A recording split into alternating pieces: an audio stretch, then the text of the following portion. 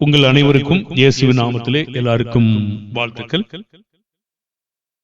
நாம என்ன படிக்க போறோம்னா, ஒரு ஊழியம் செய்யக்கூடியவன் எப்படிப்பட்ட நம்பிக்கையுடையவனாய் இருக்கணும், என்ன சுபாவம், அவன் எதெல்லாம் முதலாவது கற்றுக்கொண்டு வளர்ந்திருக்கணும் என்பதை பற்றி பார்த்தோம். இன்றைய நாள்ல அது சம்பந்தமாக ஒரு பாடத்தை படிக்க போறோம். ஒரு ஊழியம் செய்யக்கூடியவனுக்கு நம்பிக்கை என்பது ஒரே நம்பிக்கை தான் இருக்கணும். பல்வேறு நம்பிக்கை அவனுக்கு நிச்சயமாக இருக்கக்கூடாது. ஏன்னா ஒரு சமயமானது சாத்தானானவன் இயேசுவை பரிசோதிக்கும்படி வந்தான். அப்பொழுது பணிந்து கொள்ளும்படி இயேசு சோதிக்கப்பட்டார். அப்ப இயேசு சொன்ன ஒரு வார்த்தையை நீங்க பாருங்க. அவர் சொன்ன வார்த்தை தான் நமக்கு ஒரு பெரிய பாடம். மத்தேயு 4வது அதிகாரம் 10வது வசனம். மத்தேயு 4:10. அப்பொழுது இயேசு, அப்பாலே போ சாத்தானே, உன் தேவனாகிய கர்த்தரை பணிந்து கொண்டு அவர் ஒருவருக்கே ஆராதனை செய்வாயாக என்று எழுதியிருக்கிறதே என்றார். தேவனாகிய கர்த்தரை பணிந்து கொண்டு அவர் ஒருவருக்கே. ஒரே நம்பிக்கை தான் இருக்கணும்.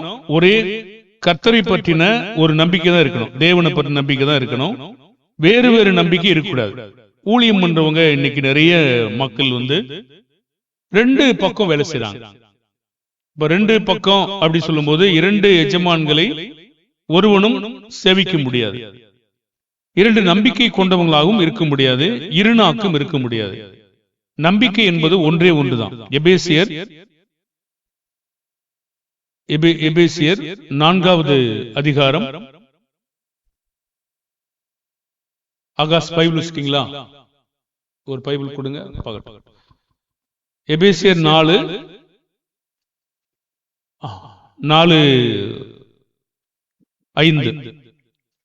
ஒரே கர்த்தரும் ஒரே விசுவாசமும் ஒரே ஞானஸ்நானமும். 4ஆம் வசனம். உங்களுக்கு உண்டான அழைப்பினாலே நீங்கள் ஒரே நம்பிக்கைக்கு அழைக்கப்பட்டது போல ஒரே சரீரமும் ஒரே ஆவியும் உண்டு. 6ஆம் வசனம். எல்லாருக்கும் ஒரே தேவனும் பிதாவும் உண்டு. அவர் எல்லார் மேலும் எல்லாரோடும் உங்கள் எல்லாருக்குள்ளும் இருக்கிறவர். ஒரே தேவன் தான் நமக்கு இருக்க. நிறைய தேவன் இருக்க முடியாது. இன்னைக்கு அவங்க நம்ம குற்றப்படுத்தல, புண்படுத்தல. அவங்களுக்கு நிறைய கடவுள் இருக்கு. ஒவ்வொருவரும் ஒரு கடவுள் இருக்காங்க. ஒவ்வொருவருக்கும் ஒவ்வொரு குலதெய்வம். இப்படி சில குலதெய்வம் அப்படிங்கிறது தனிப்பட்ட மனுஷங்களுக்கு தெய்வமா? டிவியில பாட்டு போடுறாங்க, எங்க குல தெய்வம் இயேசு தெய்வம். ஒரு குலத்துக்கு மட்டும் அவர் தெய்வம் கிடையாது, எல்லாருக்கும். பிதாவாகிய தேவன் எல்லாருக்கும். அப்படியானால் வெவ்வேறு தேவர்கள் கண்டிப்பாக இருக்கிறாங்களா இல்லையா? எப்படி இதெல்லாம் வந்துச்சு? அப்போ ஒரு ஊழியம் செய்யக்கூடியவங்களுக்கு ஒரே நம்பிக்கை இருக்கணும், பல்வேறு விதமான நம்பிக்கை இருக்கக்கூடாது. இந்த பல்வேறு நம்பிக்கை எப்படி மனிதர்களுக்கு வந்தது? ரோமர் எழுதின நிருபம் 1வது அதிகாரம் 22-23. அவர்கள் தங்களை ஞானிகள் என்று சொல்லியும் பைத்தியக்காரராகி அழிவில்லாத தேவனுடைய மகிமையை அழிவுள்ள மனுஷர்கள், பறவைகள், மிருகங்கள், ஊரும் பிராணிகள் ஆகிய இவைகளுடைய ரூபங்களுக்கு ஒப்பாக மாற்றினார்கள். இப்போ நம்மை படைத்த தேவனை நாம பார்க்கல. யாராவது தேவனை பார்த்தோம்னு சொன்னாங்கன்னா அது போய். இன்றைக்கு இயேசுவை பார்த்தோம்னு சொன்னா கூட போய். இயேசுவ உருவத்திலே நீங்க வழிபட முடியாது. பிதாவாகிய தேவனுக்கு உருவமும் செய்ய முடியாது. அப்படி இருக்க இன்றைக்கு இருக்கிற சில பாஸ்டர்ஸ் நான் இயேசுவ தரிசனத்துல பார்த்தேன், சொப்பனத்துல பார்த்தேன், என்னுடைய கனவுல பார்த்தேன், இப்படி எல்லாம் அவங்க போய் சொல்லிட்டு இருக்காங்க. பாருங்க, தேவனை யாராவது பார்த்திருப்பாங்களா அப்படின்னு கேட்டீங்கன்னா திரும்ப இந்த வசனத்துக்கு வருவோம். யோவான் 1ஆம் அதிகாரம், யோவான் 1:18. தேவனை ஒருவனும் ஒரு காலும் கண்டதில்லை, பிதாவின் மடியில் இருக்கிற ஒரே பேரான குமாரனே அவரை வெளிப்படுத்தினார். தேவனை ஒருவனும் ஒரு காலும் கண்டதில்லை. அப்போ தேவனை பார்த்தோம் அப்படின்னு சொல்ற மனுஷங்களை குறித்து நீங்க என்ன சொல்லுவீங்க? அவர் எப்பவாவது பார்த்திருக்க முடியுமா? எந்த ஒரு நாட்களையாவது பார்த்திருப்பாங்களா? 1 தீமோத்தேயு 6வது அதிகாரம் 1:6 வசனம். ஒருவராய் சாவாமை உள்ளவரும் சேரக்கூடாத வழியில் வாசம் பண்ணுகிறவரும் மனுஷரில் ஒருவரும் கண்டிராதவரும் காணக்கூடாதவருமாய் இருக்கிறவர் அவருக்கே கனமும் நித்திய வல்லமையும் உண்டாயிருப்பதாக. ஆமேன். இயேசு செத்து போனாரா? பிதா செத்து போனாரா? இல்ல. ஒருவராய் சாவாமை உள்ளவரும் சேரக்கூடாத ஒளியில் வாசம் பண்ணுகிறவர். பாருங்க, அப்படியான இயேசுவும் பிதாவும் ஒருத்தர் சொல்றாங்க. இயேசு இந்த பூமிக்கு வந்து செத்து போனார், பிறகு உயிரோடு எழுந்தார். ஆனா பிதாவானவர் சாவாமை உள்ளவர் என்று சொல்லப்படுகிறது. ஆனா இந்த மனுஷங்க வந்து என்ன செய்றாங்கன்னா, காணக்கூடாதவரும் மனுஷரில் ஒருவரும் கண்டிராதவரும். அப்படியான தேவனை பார்த்தோம் சொல்ற மனுஷங்களுக்கு நீங்க இப்படிப்பட்ட வசனங்களை அவங்களுக்கு சொல்லுங்க. யோவான் 5வது அதிகாரம் 37வது வசனம். யோவான் 5:37. என்னை அனுப்பின பிதாதாமே என்னை குறித்து சாட்சி கொடுத்திருக்கிறார். நீங்கள் ஒரு காலம் அவர் சத்தத்தை கேட்டதும் இல்லை, அவர் ரூபத்தை கண்டதும் இல்லை. தேவனுடைய சத்தத்தை எந்த ஒரு நாட்களையாவது எந்த மனுஷனாவது கேட்டிருக்கானா? ஆதாம், ஆபிரகாம், மோசே யாராவது கேட்டிருக்காங்களா? சொல்லுது, என்னை அனுப்பின பிதாதாமை என்னை குறித்து சாட்சி கொடுத்திருக்கிறார். நீங்கள் ஒரு காலம் அவர் சத்தத்தை கேட்டதும் இல்லை, அவர் ரூபத்தை கண்டதும் இல்லை. அப்ப அந்த சத்தம் தான் என்ன? கர்த்தர் மோசையோடு பேசினார். ஆதாமை கர்த்தர் தேவன் கூப்பிட்டார். அது யாரு? சரி, அது யாருன்னு தெரியலன்னா ஒரு கருத்து நமக்கு தெரியும். அப்போஸ்தலர்கள் 7வது அதிகாரம் எப்படி மோசையோட பேசினார் என்று சொல்கிற வார்த்தையானது எப்படி பேசியிருக்காரு? அப்போஸ்தலர் 7:53. தேவ தூதரை கொண்டு நீங்கள் நியாயப்பிரமாணத்தை பெற்றிருந்தும் அதை கை கொள்ளாமற் போனீர்கள் என்றான். அப்போ தேவன் பேசினார், மோசையோடு பேசினார் என்றாலும் தேவ தூதரை கொண்டு அந்த வேலை செஞ்சிருக்கார். எபிரேயர் 2வது அதிகாரம், நான் ஒரு கேள்வி கேட்டோம், இன்னும் பதில் சொல்லல. எபிரேயர் 2ஆம் அதிகாரம் 2:3. 2ஆம் அதிகாரம் 2:3. ஏனெனில் தேவதூதர் மூலமாய் சொல்லப்பட்ட வசனத்திற்கு விரோதமான எந்த செய்கைக்கும் கீழ்ப்படியாமைக்கும் நீதியான தண்டனை வரத்தக்கதாக அவர்களுடைய வசனம் உறுதிப்படுத்தப்பட்டிருக்க, முதலாவது கர்த்தர் மூலமாய் அறிவிக்கப்பட்டு பின்பு அவரிடத்தில் கேட்டவர்களால் நமக்கு உறுதியாக்கப்பட்டதும். தேவ தூதர் மூலமாய் சொல்லப்பட்ட வசனத்திற்கு. அப்போ மோசையோடு தேவன் பேசினார் என்று ஒரு வார்த்தை சொன்னாலும் யார் பேசியிருக்கிறது? தேவ தூதர் மூலமாய். சரி, ஒரு கேள்வி கேட்டோம். என்ன கேள்வி கேட்டோம்னா, நாம தேவன் ஒருவரைத்தான் பணிந்து கொள்ளணும், வேற தேவன் இல்ல, வேற நம்பிக்கை இருக்கக்கூடாதுன்னு பார்த்தோம். அப்படியானா வேற வேற நம்பிக்கை மனிதனுக்கு எப்படி வந்தது? இப்ப நம்ம திரும்ப ரோமருக்கு வர்றோம். ரோமர் 1வது அதிகாரம் 23ஆம் வசனத்தை மீண்டும் வாசிப்போம். அழிவில்லாத தேவனுடைய மகிமையை அழிவுள்ள மனுஷர்கள், பறவைகள், மிருகங்கள், ஊரும் பிராணிகள் ஆகிய இவைகளுடைய ரூபங்களுக்கு ஒப்பாக மாற்றினார்கள். மனிதன் யோசிக்கிறான். இப்பொழுது மனிதன் யோசித்து பார்த்துட்டு என்ன செய்யறான்னு கேட்டீங்கன்னா, தேவன்னா இப்படி இருப்பாரு. அவங்க தங்களை ஞானிகளாக யோசித்துக் கொண்டாங்க. ஞானிகளாக யோசித்துக் கொண்ட பிற்பாடு அவங்க ஒரு வேலையை செஞ்சாங்க. என்ன வேலைன்னா, அழிந்து போகிற ஒரு மனுஷர், பறவைகள், மிருகங்கள், ஊரும் பிராணிகள் ரூபத்தை கொண்டு வந்துட்டு அழிந்து போகாத தேவனுடைய மகிமைக்கு ஒப்பாக அவங்க மாத்திட்டாங்க. பாருங்க, உண்மையிலே அவங்க ஞானிகள் நினைக்கிறாங்க. அவங்க ஞானிகளா? 22ஆம் வசனத்துல பைத்தியக்காரங்களா? அவர்கள் தங்களை ஞானிகள் என்று சொல்லியும் பைத்தியக்காரராகி. பாருங்க, அவர்கள் தேவனுடைய பார்வையிலே பைத்தியக்காரனா இருக்காங்க. ஏன்னா தேவனை நீங்க பார்க்க முடியாது, தேவனை காணவும் முடியாது. அவர் ரூபத்தையும் பார்க்கல, சத்தத்தையும் கேட்கல. அவருக்கு ஒரு ரூபத்தை நீங்க எப்படி கொடுக்க முடியும்? கொடுக்க முடியாது. அப்ப இப்படிப்பட்ட ரூபமும் அருவாள வச்சிருக்கிறது மாதிரியும் நாக்க நீட்டுறது மாதிரியும் பயங்கரமான தோற்றமும் எதுக்கு வந்தது? எதுக்கு தெரியுமா? கடவுள்னா மனுஷங்களை பார்த்து பயப்படும். மனுஷங்க அவன் தேவனை பார்த்து பயப்படணுமா? அதுக்காக தான் அப்படி பயங்கரமான தோற்றத்தை வெட்டருவாள வச்சுக்கிட்டு இருக்கிறது மாதிரியும். முண்டக்கண்ணின்னு பாத்துக்கீங்களா? தான் பெரிய கண்ணை வெளியே வச்சுட்டு தான் பெரிய நாக்க தொங்க போட்டுட்டு இருக்கும் பாத்துக்கீங்களா. பிறகு ரோமன் கத்தோலிக்கு பாத்தீங்கன்னா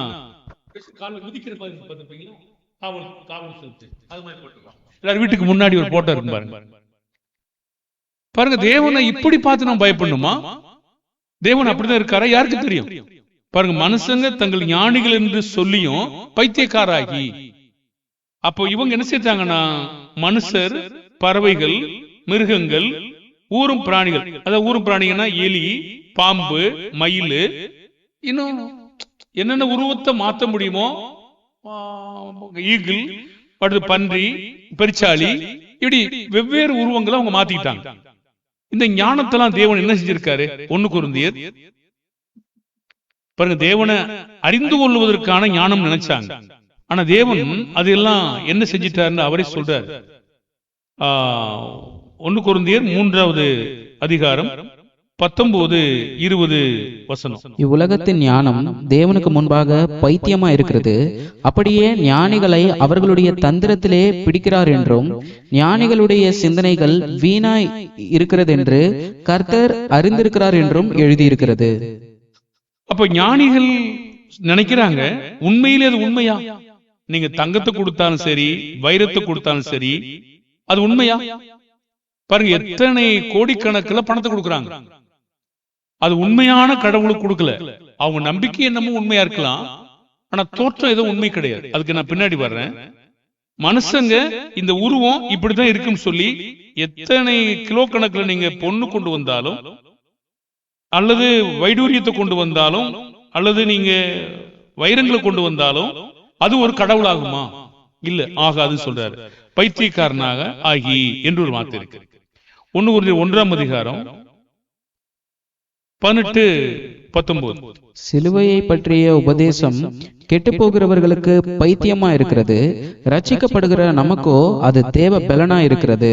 அந்தபடி ஞானிகளுடைய ஞானத்தை நான் அழித்து புத்திசாலிகளுடைய புத்தியை அவமாக்குவேன் என்று எழுதியிருக்கிறது. அப்போ ஒரு கேள்வி கேட்போம். தேவன் ஆவியா இருக்காரு. யோவான் 4:24-25 யாரும் பார்க்கல, சத்தத்தையும் கேட்கல, யார் இது வரைக்கும் ரூபத்தை செய்யவே முடியாது. அப்படி இருக்க மனுஷங்க எப்படி செஞ்சாங்க? மனுஷங்க யோசிக்கிறாங்க, இதுதான் தேவன் உருவம், இதுதான் சொல்லி ஆரோன் இஸ்ரவேல் ஜனங்கள் யோசிச்சது மாதிரி அவங்க யோசிக்கிறாங்க.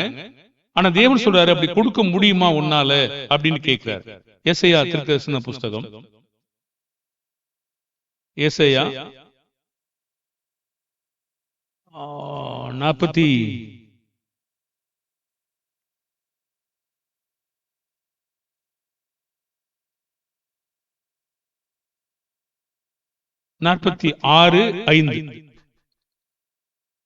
யாருக்கு என்னை சாயலும் சமமும் ஆக்கி யாருக்கு நான் ஒப்பாகும்படிக்கு என்னை ஒப்பிடுவீர்கள்? அப்ப தேவனை யாருக்காவது சமமாக்கி யாருக்காவது ஒப்பிட முடியுமா?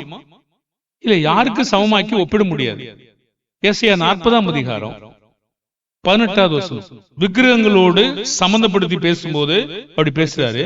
இப்படி இருக்க தேவனை யாருக்கு ஒப்பிடுவீர்கள்? எந்த சாயலை அவருக்கு ஒப்பிடுவீர்கள்? யார் ஒப்பிட முடியும்? அவர் தான் பார்க்கல. அப்படின்னா மனுஷங்க செய்யறாங்க இல்லையா? அன்னைக்கு நீங்க தேர்ல வச்சா என்ன, சப்பரத்துல வச்சா என்ன, இல்ல பல்லக்குல வச்சா என்ன, எதுல வச்சா என்ன? தேவன் உங்களை சுமக்கிறாரா, இல்ல நாம அவர் சுமக்கணுமா? மனுஷங்க எப்படி யோசிக்கிறாங்க பாருங்க. தேவன் நமக்கு துணி கொடுக்கிறாரா, நாம துணி கட்டணுமா? பாருங்க, தேவனுக்கு நமக்கு தேய்ப்பதற்கு எண்ணெயும் குளிப்பதற்கு ஆகாரமும் உணவும் தர்றாரு. ஆனா மனுஷங்க என்ன செய்றாங்க? அந்த தேவனை குளிப்பாட்டி விடுறாங்க, அதுக்கு துணி கட்டி விடுறாங்க. இதெல்லாம் பின்னாடி நம்ம பேசுவோம். தேவனுக்கு எந்த சாயலையாவது ஒப்பிட முடியுமான்னு கேட்டீங்கன்னா முடியாது. அதே 40ஆம் அதிகாரம் 25ஆம் வசனம். இப்படி இருக்க என்னை யாருக்கு ஒப்பிடுவீர்கள்? எனக்கு யாரை நிகராக்குவீர்கள் என்று பரிசுத்தர் சொல்கிறார். யாருக்காவது ஒப்பிட்டு யாருக்காவது ஒப்பிட முடியுமா? நம்ம நினைக்கிறதுலாம் எப்படிப்பட்டதுன்னு பாத்தீங்கன்னா சூனியம். சூனியம்னா என்ன? ஏசாயா 41:24. இதோ நீங்கள் சூனியத்திலும் சூனியமா இருக்கிறீர்கள், உங்கள் செயல் வெறுமையிலும் வெறுமையானது, உங்களை தெரிந்து கொள்கிறவன் அருவருப்பானவன். பாருங்க, சூனியத்திலும் சூனியனா ஒண்ணுமில்லைன்னு அர்த்தம். அப்ப ஒரு மனிதன், ஒண்ணுமில்லாத ஒரு மனிதன், இவன் தான் தேவன் என்று சொல்லிக் கொள்கிறாங்க. சரி, ஒரு கேள்வி கேட்போம். அப்ப அவங்களுக்கு நம்பிக்கை இல்லையா?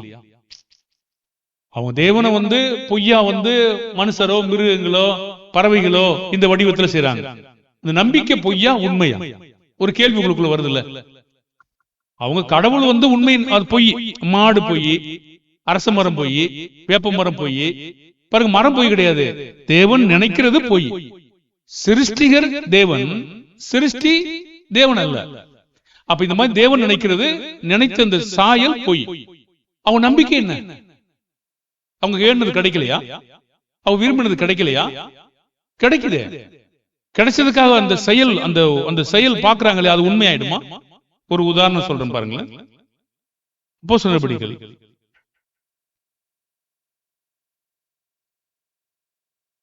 17வது அதிகாரம்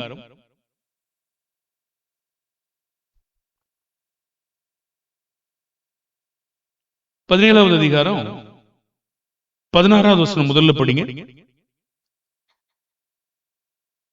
அத்தனே பட்டணத்தில் பவுல் அவர்களுக்காக காத்து கொண்டிருக்கையில் அந்த பட்டணம் விக்கிரகங்களால் நிறைந்திருக்கிறதை கண்டு தன் ஆவியில் மிகுந்த வைராக்கியம் அடைந்து. இப்போ அந்த பட்டணத்துல போறாரு பிரசங்கம் பண்றதுக்கு. நம்ம இந்த பாடங்களை முன்னாடியே போஸ்டோம். ஒரு ஊழியம் பண்றவங்க முதலாவது வீட்டுக்குள்ளேயோ ஒரு ஊர்லயோ மனுஷங்களை பார்க்கும் போதோ அவங்க எந்த நிலையில இருக்காங்க அப்படின்னு நீங்க பார்க்கணும். பொதுவா இன்னைக்கு நீங்க பெரும்பாலும் மக்களை பார்த்தீங்கன்னா, திருமணம் முடிச்சவங்க ஒரு பொட்டு வச்சிருப்பாங்க. எங்க வச்சிருப்பாங்க? திருமணம் முடிச்சவங்க குங்குமம் வச்சிருப்பாங்க. திருமணம் முடிச்சவங்களுடைய பொட்டுக்கும் சாதாரண மக்களுடைய பொட்டுக்கும் ஒரு வித்தியாசம் இருக்கும். எனக்கு அதிகமா தெரியல, பெண்களுக்கு அதிகமா தெரியும். சில நடு மண்டியில வச்சிருப்பாங்க. சில நேரங்கள்ல திருமணம் முடிக்காதவங்க நடு மண்டியில வைப்பாங்களா? யாராவது வச்சிருப்பாங்களா? தெரியுமா உங்களுக்கு? தெரியாது. பாருங்க, அப்போ ஒவ்வொரு நிகழ்ச்சிகளுக்கும் ஒரு அடையாளத்தை அவங்க வச்சிருக்காங்க. இது எதுக்கு சொல்றேன்னா, நீங்க ஒரு மனுஷனை பார்க்கும் போதே, ஒரு மனுஷியை பார்க்கும் போதே இவங்க யாரு என்று கொஞ்சம் கண்டுபிடிச்ச முடியும். எதுக்கு சொல்றோம்னா, நீங்க ஒருத்தர் போதிக்கணும் ஆரம்பிக்கும் போது அவங்க பேசித்தான் நீங்க போதிக்கணும் அவசியம் கிடையாது. அவங்கள பார்க்கும் போதே அவங்க பேச்சு செயல இருந்து, அவங்க துணி உடுத்தல இருந்து, அவங்க போடுற மேக்கப்ல இருந்து அவங்களுக்கு என்ன போதிக்கணும்னு கொஞ்சம் வழங்கிடும். உங்களுக்கு அவங்க என்ன நம்பிக்கையா இருக்கிறாங்க அப்படின்னு கொஞ்சம் வழங்கிடும். இப்போ நீங்க பார்க்க இந்த பவுல் இந்த அத்தனை பட்டணத்துல போகும்போது போய் பார்த்துட்டு ஏதோ நமக்கு சாப்பாடு இருந்துச்சா, சாப்பிட்டோமா, டீ குடிச்சோமா, உட்கார்ந்துட்டு இருக்குல்ல, கவனிச்சு பாக்குறாரு இவங்களுக்கு என்ன சூழ்நிலை இருக்கிறது, எப்படி இருக்காங்க. ஒரு ஊழியம் செய்யறவங்க துரு இருக்கணும், சுறுசுறுப்பா இருக்கணும். ஏதோ சாப்பிடுறதும் போறதும் அதுதான் அவங்க வேலை கிடையாது. அவங்க இந்த மக்களுக்கு தேவையான அனைத்து காரியங்களை போதிப்பதற்கு விவேகம் உள்ள ஒரு ஞானம் உள்ள புத்தரா இருக்கணும். அதே மாதிரி ஒரு குடும்பத்தை காக்குறவங்களும் ஞானம் உள்ள மக்களா இருக்கணும். இவர் கவனிச்சாரு, விக்கிரகங்களை நிறைஞ்சு போயிருச்சு. சரி, இப்ப பார்த்தாரு 21ஆம் வசனம். அந்த அத்தனை பட்டணத்தார் எல்லாரும் அங்கே தங்குகிற அந்நியரும் நலமான காரியங்களை சொல்லுகிறதிலும் கேட்கிறதிலுமே ஒழிய வேறொன்றிலும் பொழுது போக்குகிறது இல்லை. அப்போ அந்த அத்தனை பட்டணத்தினுடைய சுபாவங்களை சொல்றாரு. அவங்க பொதுவா புதுசா கேட்க பாக்குறாங்க. இப்ப இவங்க ஆராதனை செய்யற காரியங்களை குறித்து பார்த்தார். அவங்க பக்தியும் பார்த்தார். 22ஆம் வசனத்துல அவங்க பக்தி எப்படிப்பட்டதுன்னு பாருங்க. அப்பொழுது பவுல் மார்ஸ் மேடையின் நடுவிலே நின்று, அத்தனேரே, எந்த விஷயத்திலும் நீங்கள் மிகுந்த தேவ பக்தி உள்ளவர்கள் என்று காண்கிறேன். பாருங்க, அந்த வார்த்தையை நீங்க கவனிச்சீங்கன்னா ஆச்சரியப்படுவீங்க. நீங்கள் மிகுந்த தேவதா பக்தி. தேவ பக்திக்கும் தேவதா பக்திக்கும் வித்தியாசம் இருக்கு. பாருங்க, தேவ பக்திங்கிறது ஒரு மேன்மையான உயர்வான ஒரு மதிப்பு. இன்னும் தேவதா பக்திங்கிறது இன்னும் அதிகமான பக்தி உடையவங்களா அவங்க ஒரு வைராக்கியமான மக்களாக இருக்கிறதாக பார்க்கிறாரு. ஆனா நம்பிக்கையானது அவங்களோட பெட்டர், நல்லா இருக்கு. ஆனா அது அறிவு சார்ந்ததா அறிவு சாராததா என்று பார்த்தீங்கன்னா 23ஆம் வசனம். எப்படி என்றால், நான் சுற்றி திரிந்து உங்கள் ஆராதனைக்குரியவைகளை கவனித்து பார்த்த பொழுது அறியப்படாத தேவனுக்கு என்று எழுதியிருக்கிற ஒரு பலிபீடத்தை கண்டேன். நீங்கள் அறியாமல் ஆராதிக்கிற அவரையே நான் உங்களுக்கு அறிவிக்கிறேன். இப்போ அவங்கள பார்த்தாரு. அந்த பட்டணம் எப்படி வச்சுங்க, விக்கிரகங்களால் நிறைந்திருந்தது. இவங்க பவுல் இப்படி சொன்னார் இல்லையா, வேற யாரையாவது சொன்னாரா? இவங்க அறியாம ஆராதிக்கிற அவரை தான் சொன்னாரா? வேற யாரையும் சொல்லல. அவங்க சிலை வழிபாடு வச்சிருக்காங்க, ஒரு ஆலய வடிவ வச்சிருக்காங்க, ஒரு வெள்ளியினாலும் பொன்னினாலும் கை செஞ்சிருக்காங்க, இப்படி கையில காட்டுறது ஒண்ணு வச்சிருக்காங்க. அவங்க நம்பிக்கை பெற்று, ஆனா அவங்க செய்யற செயல் வந்து சரியில்லை, அறியாம செய்யறது. இப்படி நிறைய மக்கள் இருக்காங்க இன்னைக்கு, நிறைய மக்கள் இருக்காங்க. அவங்க நம்பிக்கை நல்ல நம்பிக்கை, ஆனா அவங்க செயல் வந்து சரியில்லை. அவங்க ஆராதிக்கிற அந்த கடவுள் வந்து சரியானவர் கிடையாது. அந்த செயல் தோற்றம் சரியில்லை, அறியாமல் செய்யற ஆராதனை. அறியப்படாத தேவன் பாருங்க, தேவன் அப்படி இல்லை, அவர் காணப்படாத தேவன். ஆனா அந்த தேவனை உங்க மாத்தி செய்யணும், இவ்வளவு விஷயம். மக்களுக்கு கிளம்புறாங்க, எங்க தேவனை பத்தி நீ குற்றம் சாட்டுறியா? இல்ல, நம்ம அவங்கள பத்தி சொல்லிட்டு இருக்கோம். அவங்க யார கடவுள் நினைக்கிறாங்களோ அது இப்படி இல்ல, இது இப்படி செய்யக்கூடாது அப்படிதான் சொல்றோம்.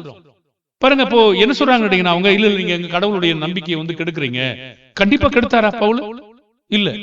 என்ன முறை தப்பு, அவங்க செய்த முறையில எது தவறு, ஒண்ணு ஒண்ணா பாப்போமே. 24 வசனம், அவங்க செய்த முறையில எது தவறா இருந்துச்சு பாருங்க. உலகத்தையும் அதிலுள்ள யாவற்றையும் உண்டாக்கின தேவனானவர் வானத்திற்கும் பூமிக்கும் ஆண்டவராய் இருக்கிறபடியால் கைகளினால் கட்டப்பட்ட கோவில்களில் அவர் வாசம் பண்ணுகிறதில்லை. முதல் என்ன நினைச்சாரு அவங்க? அவங்க செய்த தவறு என்னங்க? இந்த கட்டடத்துக்குள்ள வாசம் பண்றதாக நினைச்சாங்க. ஆமா தானே? பாருங்க, உங்க நம்பிக்கை தேவதா பக்தி. ஒரு கோயிலை பார்த்து இப்படி இப்படி கும்பிடுறாங்க. இந்த விக்கிரக கோயிலை பார்த்தாங்கன்னா அவங்க இப்படி பார்த்தது என்ன தெரியும் சொல்ல முடியும், சொல்றாங்க சொல்லிட்டு போயிடறாங்க. செப்பலை கழட்டி போட்டாங்களா ஓரமா, டிக்கெட் சொல்லி ஆட்டு போயிடுறாங்க. இதை பார்த்தாங்கன்னா இப்படி சொல்லிட்டு போயிடுறாங்க. இதை பார்த்து அந்த வழியில போயிட்டு இருக்கும் போது அந்த கோயிலுடைய வெளிச்சம், சீரியல் பல்பு தெரியுது, அலங்கார கோபுரம் தெரியுது, அங்க மசூதி தெரியுது. அதை பார்த்த உடனே இவங்க செய்றாங்க, இப்படி அல்லாஹ் கோயிலை பார்த்தாங்கன்னா என்ன சொல்லுவாங்க? மசூதி பார்த்தாங்கன்னா மசூதி பார்த்து என்ன சொல்லுவாங்க? நான் பார்க்கறது வரைக்கும் யாரை பார்த்திருக்கீங்களா? மசூதியை பார்த்தா யாராவது என்ன சொல்லுவாங்க? அல்லாஹ், யா அல்லாஹ் சொல்லுவாங்களா? எனக்கு நான் பார்க்கல. விக்கிரக கோயிலை பார்த்திருக்கேன், அவங்க இப்படி சொல்லிட்டு போறாங்க. இது கிறிஸ்டியன் கோயில பார்க்கும்போது அவங்க இப்படி சொல்லிட்டு இப்படி போயிட்டு இருக்காங்க. வண்டியில போகும்போதும் சும்மா பார்க்கும்போது நாக்கு சொல்லிட்டு முத்தம் வச்சு போறாங்க. அவங்க நம்பிக்கையும் அந்த பயமும் சரி, ஆனா அந்த தேவன் அவங்க அப்படி நினைக்கிறதுதான் தப்பு. பாருங்க, அவர் சொல்றாரு வந்து, உலகத்தையும் அதில் உள்ள யாவற்றையும் உண்டாக்கின தேவனானவர் வானத்துக்கும் பூமிக்கும் ஆண்டவராய் இருக்கிறவர் இதுல வாசம் பண்ண மாட்டாரு. இதுல வாசம் பண்ண மாட்டார். கைகளினால் கட்டப்பட்ட கோவில்களில் வாசம் பண்ண மாட்டார். நீங்க வானலாவ தஞ்சை மாநகரத்துல கோபுரம், தஞ்சை மாநகரத்து கோபுரம் பார்த்துருக்கீங்களா? அந்த தஞ்சை கோவிலுக்கு பேர் என்ன பேர்? தஞ்சை பெரிய கோவில், பிரகதீஸ்வரர் ஆலயமா? பிரகதீஸ்வரரா?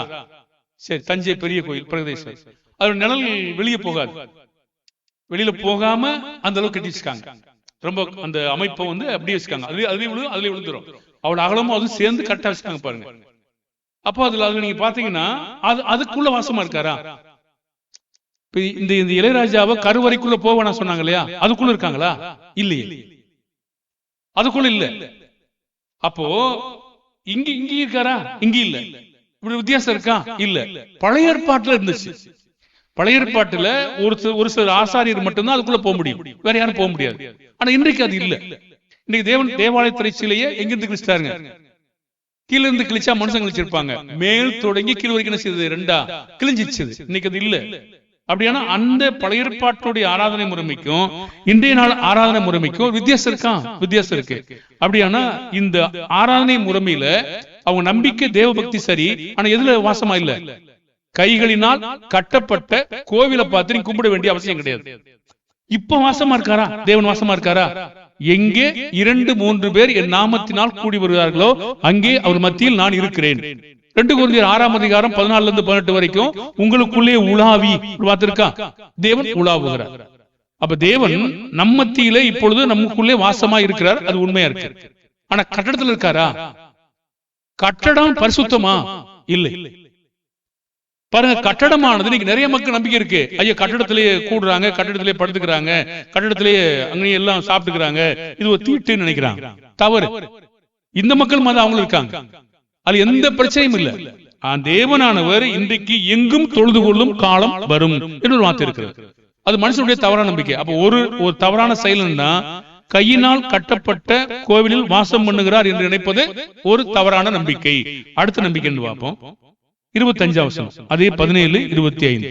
எல்லாருக்கும் ஜீவனையும் சுவாசத்தையும் சகலத்தையும் கொடுக்கிற அவர் தமக்கு யாதொன்று தேவையானது போல மனுஷர் கைகளால் பணிவிடை கொள்ளுகிறதும் இல்லை. அவரு காலையில எழுந்த உடனே அந்த லாரியில போய் உட்கார்ந்த உடனே போட்டோ பார்த்துட்டு ஊதுபத்தி வைத்தது ஒரு கையை இப்படி வச்சுக்குவார். அங்க ஒரு குத்து குத்துவார் ஊதுபத்திய, இங்க ஒரு குத்து குத்திக்குவாரு. எரிஞ்சு சாம்பலா போட்டு தெரியல எனக்கு.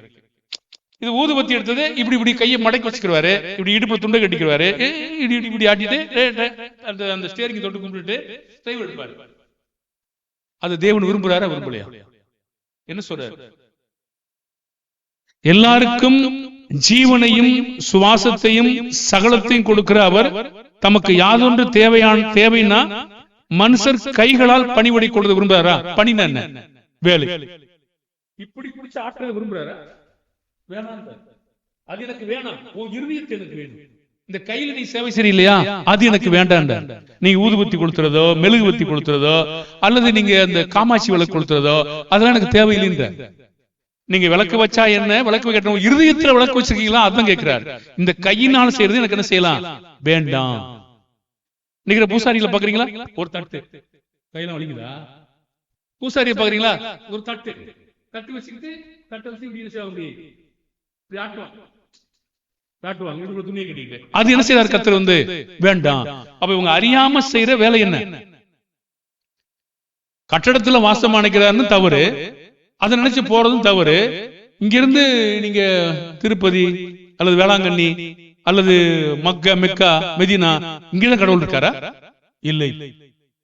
இதுக்காக லட்சக்கணக்கில் செலவழிச்சு எருசலேமுக்கு போகணுமா? இல்லை.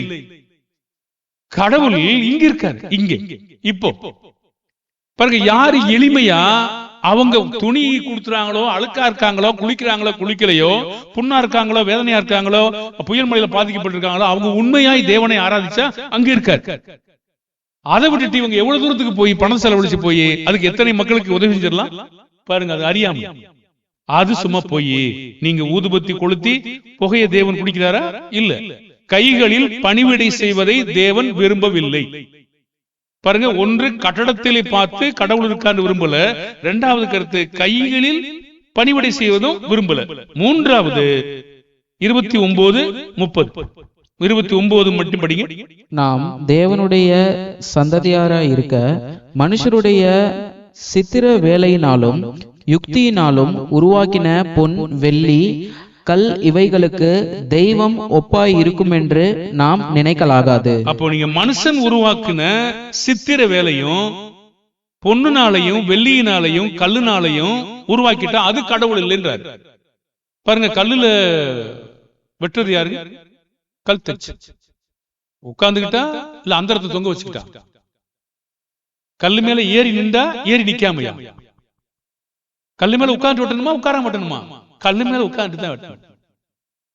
பாருங்க, அப்ப லாரியில ஏத்தணுமா ஏத்தக்கூடாதா? ஏத்தணும். யார் ஏத்தணும்? பிராமணரா இல்ல சாதாரண நம்மளை போட்ட உலகத்தால் கீழ் என்னப்படுகிற கீழ் சாதி மக்களா? நம்மள மாதிரி மக்கள் தான். இப்போ அது கிட்ட நெருங்க விடுறாங்களா? இல்ல. பாருங்க, அவங்க ஞானின்னு நினைக்கிறாங்க. உண்மையிலேயே அவங்க செய்யறது நம்பிக்கையானது மனுஷன் நினைக்கிறது மாதிரி சித்திர வேலையினாலும் பொன்னினாலும் உருவாக்கின கல் இவை தெய்வம் ஒப்பா இருக்குன்னு நினைக்க கூடாது. அப்படியானா அரச மரம் நினைக்க கூடாது, புண்ணு மரம் நினைக்க கூடாது, வேப்ப மரம் நினைக்க கூடாது. நீங்க சுத்தினாலும் சரி சுத்தாடாலும் சரி, அது இல்ல. ஆனா மனுஷன் உருவாக்கின வடிவுல இல்ல. அப்ப இந்த மக்களுக்கு நம்பிக்கை சரியா? பிதாவாகிய மெய்யான தேவனை ஆராதிச்சாங்களா? நீங்கள் ஆராதிக்கிற தேவனையும் நான் உங்களுக்கு என்ன செய்யறேன்? அறிவிக்கிறேன். ஆனா அவங்க அந்த அறியாம செய்யற ஆராதனை என்ன? 3 சொல்லுங்க. ஒரு வாலிபன் 3 சொல்லுங்க. அறியாம செய்யற ஆராதனை என்ன? கட்டடத்துல வாசம் பண்றான்னு நினைச்சாங்க. இனிமே நீ கட்டடத்துக்கு கோயில்னு போவீங்க? யாரா நீ கட்டடம் தேடி ஒரு கோயில்னு போவீங்களா? அது இல்ல, அங்க இல்ல. இரண்டாவது கருத்து என்ன சொல்லுங்க அரவிந்த், நீங்க. இரண்டாவது அவங்க அறியாம செஞ்ச ஆராதனை என்ன? கையில ஊதுபத்தி, சாம்பிராணி, மெழுகுவத்தி இதெல்லாம் வந்து இது வேணாம் சொல்றாரு. இது அவங்க அறியாம செய்யறது. மூணாவது என்ன உங்களுக்கு தெரியுமாங்க? மூணாவது என்ன? இப்பதான் பார்த்தோம். மனுஷன் ஏறிக்கிட்டு கல்லையோ சிற்பத்தையோ கட்டையோ வைரத்தையோ தங்கத்தையோ செதுக்குன்னா அது கடவுள் இல்லையா? அது என்னது? கடவுள் இல்ல. மூன்று காரியத்தை செய்த தவறு. இது அறியாமவுடைய ஆராதனை. இது ஆனா தேவனத்தான் ஆராதிச்சாங்க, அறியாம செஞ்சாங்க. உங்க நம்பிக்கை சரி, ஆனா அறியாம ஆராதனை. அந்த செயலெல்லாம் வேண்டாம், தேவனுக்கு வேண்டாம். அதனால தேவனுக்கு எந்த பிரயோஜனம் இல்லை. ஆனா நீங்க தேவனை கும்பிடுறீங்க இல்லையா, அது சரி. ஆனா இப்படிதான் இருப்பார் சொல்லி நினைச்சீங்கன்னா அது என்ன இல்லையாமா? அது இல்லை. பாரு, இன்னும் கூடுதலா இருக்கு. நம்ம அடுத்த வாரத்துல பார்ப்போம். இந்த மாதிரி அறியாம செய்யற இந்த ஆராதனை மனிதர்கள் தங்கள் ஞானிகள் என்று சொல்லியும் பைத்தியக்காரனானாங்க. அழிந்து போகாத, அவன் செய்த தவறு அழிந்து போகாத தேவனுடைய மகிமையை அழிந்து போகிற மனுஷர், பறவைகள், மிருகங்கள் ஒப்பா மாட்டினாங்க. தேவனை தொழுது சேவிக்காம, சிருஷ்டிகரை தொழுது சேவிக்காம சிருஷ்டியை தொழுது சேவித்தான். அப்ப சிருஷ்டிக்கும் சிருஷ்டிகருக்கு வித்தியாசம் தெரியுமா வேண்டாமா? நீங்க ஓட்டுற பைக்கு உங்களை சுமக்குதா இல்ல தேவன் உங்களை சுமக்கிறாரா? பைக்கை நீங்க காலையில கும்பிடுவீங்களா? சில பைக் எடுத்து வரும்போது மாலை போட்டு எடுத்து வராங்க. எதுக்கு பைக்? எதுக்கு மாலை? பைக்குக்கு எதுக்கு மாலை? அறியாம நான் சொல்லுவேன். பைக் அவங்களை சுமக்குது, தேவன் உங்களை சுமக்கிறாரு, தேவனுடைய பாதுகாப்பு தராரு. பைக் எதுக்கு மாலை போடுறாங்க பாருங்க. அப்ப பைக் எதுக்கு எலுமிச்சம்பழம் குத்துறாங்க? அப்ப விவேக் சார் தான் போன செத்து போயிட்டாரு. விவேக்னா நல்லா வந்து முற்போக்கு சிந்தனையா பேசுவார் பாருங்க. அந்த எலுமிச்சம்பழத்தை சூஸ் போட்டு குடிக்கலாம், அதுல குத்தி நாசம் பண்ணி டயர்ல வச்சு அது என்ன இருக்குது பாருங்க. மனுஷன் எதை போய் சொல்றான்? இதனால ஒரு தேவன் அங்க இல்ல. அதனால ஒண்ணு செய்யாது, கிடையாது. இந்த மாதிரி அறியாமல் செய்யற ஆராதனையை தேவன் வெறுக்கிறார். உங்க நம்பிக்கை வந்து பாராட்டுறார். ஆனா அறியாமல் உடைய செயல் தேவன் பாராட்டுவது கிடையாது. தேவன் உருவாக்கப்பட்ட வஸ்துல இல்லை. சூரியன்ல இருந்து நமக்கு தோலுக்கு தேவையான மற்ற தேவையான அன்றாடம் டாக்ஸிஸ் எல்லாம் நமக்கு கிடைக்குது. அது ஒரு நாள் என்ன செய்யணும்? கடவுள் என்றால் அழிந்து போகக்கூடியவரா, அழியாதவரா? அழியாதவர். சூரியன் ஒரு நாள் எரிஞ்சு போகுமா? எரியாதா? எரிஞ்சு போயிடும். சந்திரன் எரிஞ்சு போயிடும். பூமி எரிஞ்சு போயிடும். வேப்ப மரம் எரிஞ்சு போயிடும். அரச மரம் எரிஞ்சு போயிடும். எல்லாம் எரிஞ்சு போயிடும். தங்கம், வெள்ளி, பொண்ணு எல்லாம் அழிஞ்சு போயிடும். ஆனா தேவன் என்பவர் அழியக்கூடாதவர். தேவனை நாம் சுமக்க முடியாது, அவர்தான் நம்மை சுமக்கிறார். ஒரு ஊழியம் செய்யக்கூடிய ஒரு சகோதரனாவது சகோதரியாவது ஒரே நம்பிக்கை இருக்கணுமே தவிர வெவ்வேறு நம்பிக்கை கொண்டு காலாட்டுறதும் கையாட்டுறதும் மண்டையாட்டுறதும் கடவுளை பார்க்கறதும் சிலை வைக்கிறதும் அப்படி அப்புறம் அதுக்கு ஒரு அறையை வைக்கிறதும், சாமிக்கு ஒரு அறையை வச்சுக்கலாமா? வைக்கிறாங்க இல்லையா? இது என்ன பூஜை அறை? நம்முடைய இருதயமே ஒரு அறை தானே, அதை சுத்தமா வச்சுக்கணும். அந்த மாதிரி வைக்கணும். அதுக்கு ஒரு அறையை வச்சுட்டு சுத்தம் பண்ணி அதை குளிப்பாட்டினதுக்கு எந்த பிரயோஜனம் கிடையாது. அப்ப தேவன் நம்முடைய இருதயத்தை பரிசுத்தமாக்கும்படி விரும்புகிறார், இருதயங்களில் வாசமா இருக்கிறார். அப்படி நம்ம நம்புவோம். கர்த்தருடைய தயவு நமக்கு இருக்கு.